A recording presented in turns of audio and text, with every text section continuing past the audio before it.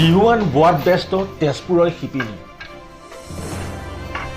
আদৰৰ ৰঙালী বিহুলৈ মাত্ৰ কেইদিনমানহে বাকী। পদূলি মুখত উপস্থিত হোৱা বহাগৰ এই সময়ত থলুৱা শিপিনীসকল হৈ পৰে অতিশয় ব্যস্ত। তাঁতশালৰ মাকু, যঁতৰ, মহুৰা, ফুৰুৱা, চেৰেকী আৰু ৰাছৰ শব্দত গাঁৱে গাঁৱে সৃষ্টি হোৱা তাহানিৰ সেই প্ৰাণচঞ্চল পৰিৱেশ এতিয়া বহুলাংশে হ্ৰাস পালেও অঞ্চল বিশেষে এতিয়াও দেখিবলৈ পোৱা যায় এনে নান্দনিক দৃশ্য।